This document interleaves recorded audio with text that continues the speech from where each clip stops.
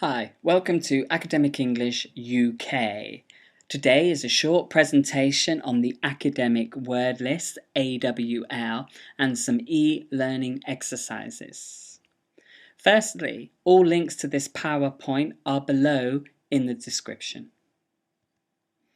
So, the academic word list. What is it? Well, the academic word list is a list of 570 words which are common academic formal words in academic writing at tertiary level education. It was developed by A.W.L. Coxhead 2000 as an MA thesis in New Zealand, and it was derived from the corpus analysis. Primarily made to be used by teachers as part of a program preparing learners for tertiary level study or used by students working alone. The academic word list assumes knowledge of the general service list. The general service list is a list of 2,284 useful, important, high-frequency words. Attaining knowledge of these words will give you a good understanding and level of English. So, academic word list features. The academic word list is a list of words which appear with high frequency in English language academic texts. The words selected occur frequently in a range of academic subjects from the arts to mathematics. The academic word list does not include technical words which are specific to a given field. The academic word list does not contain words which are of general use and very high frequency. The words are divided into 10 sublists according to frequency. There are 570 head words and about 3,000 words altogether. A head word would be something like academy, and other family words would be seen as academia, academic, academically, academics, academies.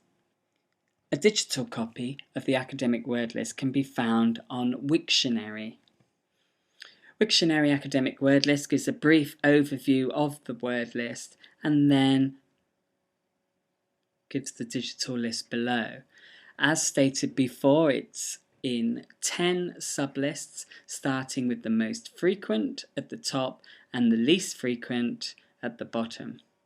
What's nice about this website is that you can click on the link of the word and it gives you some information, the pronunciation, the US pronunciation, some synonyms, related words, and other similar words that can be used in connection with this word or have a similar meaning.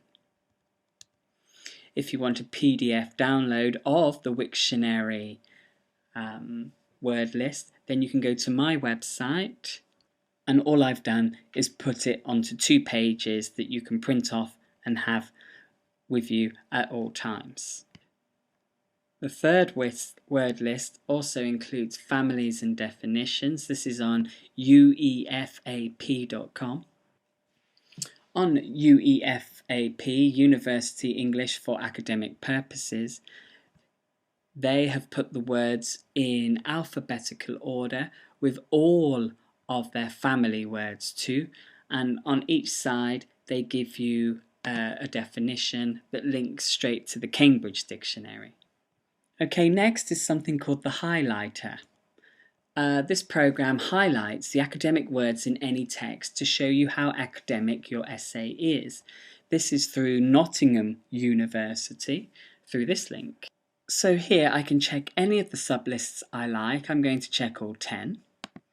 And I put a text in this box. So I've got a student's text which is based around chemistry. And I just click submit.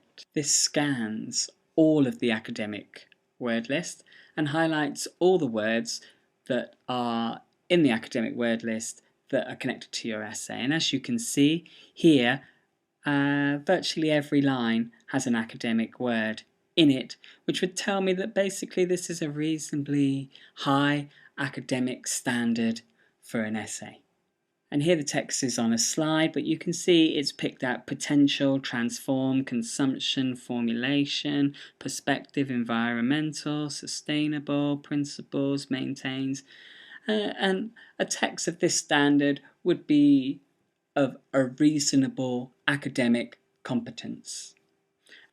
Okay, e-learning exercise 1. This is a website called EnglishVocabularyExercises.com. Here, the link takes you straight to the academic word list side, and you have all your sublists along the top. Let's say you just choose sublist 1. Sublist 1 gives you lots of exercises to practice, and here I click on the link and I read the line, "He did an of the way children learn language for his master's thesis." I look at the drop down menu and I choose one of the words from this drop down menu. So for example, one would think there's analysis because it's an rather than research, and I can do the whole lot, and it's checking the same words for each one, and then you check it at the end. E-learning exercise 2 is again back to the UEFAP site, and this is a closed test. So here it brings me to this page, and I have to go to exercises, I have to go to selection, and then academic word list. Now I can choose from over 56 texts if I like, so I'm just going to choose something simple like an introduction to computers. It tells me to read the text, paying particular attention to highlighted words, and then as I go down, and once I've read it and got a general idea, I then have 3 exercises to do. So I'll just do the first exercise. I have a list of words, and then I have empty gaps to fill in. So I'm not sure of the first word, introduction to something. So I come down and I can ask for a hint. It will give me the first letter. So I now know it's C, and I look here, computer, computing, computer. So I'm going to guess it's computers, and I can check that, and it's fine. Then I go on to the next part. So this is getting used to academic words. Okay, final e-learning exercise is pronunciation and listening testing through gap fill and dictation. This is from my site, and this is really looking at the top 60 academic words and practicing those. So here we are, and it starts off like this. I give you 10 academic words, and we look at the pronunciation in phonemics. We then have a choice of dictation or gap fill, and you have 2 videos to watch and 2 PDFs. And then afterwards I've chosen 60 of the academic words in academic order, and these are 30p each to buy and download, but they all have videos and gap fills to fill in. So I'll show you. So first of all, I'm going to download the first worksheet. First worksheet goes through the language, and then we've got a dictation. So I give you the first sentence starter, and then you fill it in, and then following are the answers.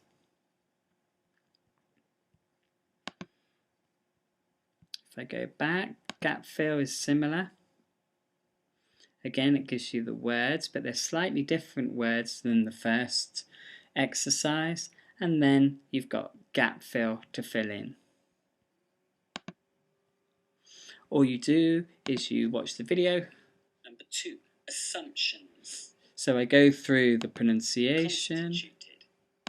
These calculations are based on the assumption that prices will continue to rise. Great. The point here is that you gain a stronger understanding of academic language, but also collocation and fluency. Okay, that's the end of the presentation. I hope that these exercises will help you in developing your academic vocabulary, and thank you for watching.